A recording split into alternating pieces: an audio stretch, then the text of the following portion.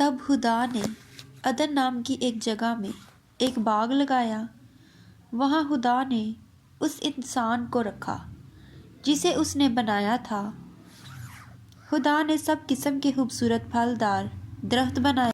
باغ کے درمیان میں دو درخت تھے، ایک زندگی کا درخت اور دوسرا نیکی اور بدی کی پہچان کا۔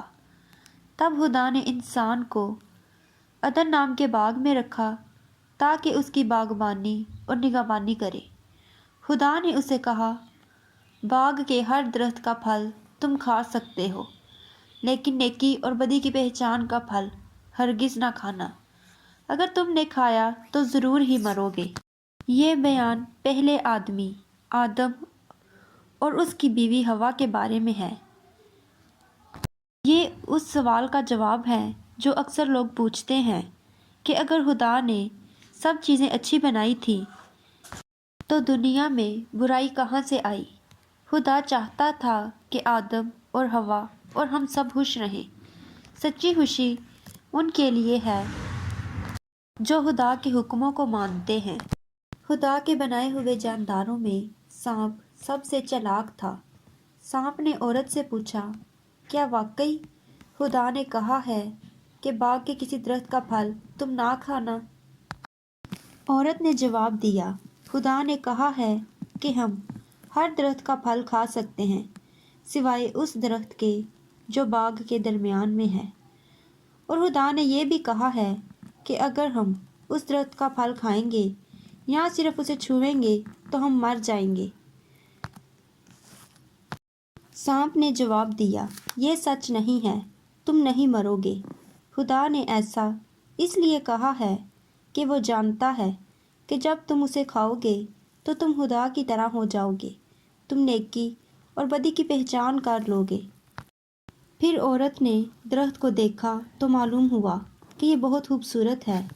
اس درخت کا پھل پکا ہوا تھا۔ اس نے سوچا کہ عقل مند بن جانا تو بہت اچھی بات ہے، اس لیے اس نے پھل توڑا اور اس کا کچھ حصہ کھا لیا۔ پھر اس نے اپنے خاوند کو بھی وہ پھل دیا اور اس نے بھی کھا لیا۔ جو ہی انہوں نے پھل کھایا ان کی عقل روشن ہو گئی اور انہیں معلوم ہوا کہ وہ ننگے ہیں، اس لیے انہوں نے انجیر کے پتے لیے اور ان کو سی کر اپنے جسم کو ڈھانپ لیا۔ شام کے وقت آدم اور حوا نے باغ میں خدا کے چلنے پھرنے کی آواز سنی۔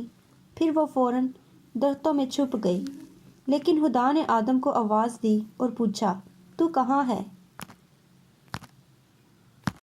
آدم نے جواب دیا، میں نے باغ میں تیرے چلنے کی آواز سنی اور میں ڈر گیا کیونکہ میں ننگا تھا۔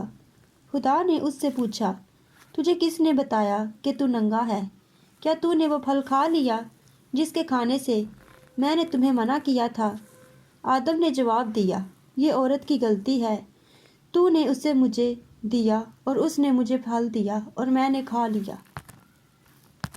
پھر خدا نے عورت سے پوچھا، تو نے ایسا کیوں کیا؟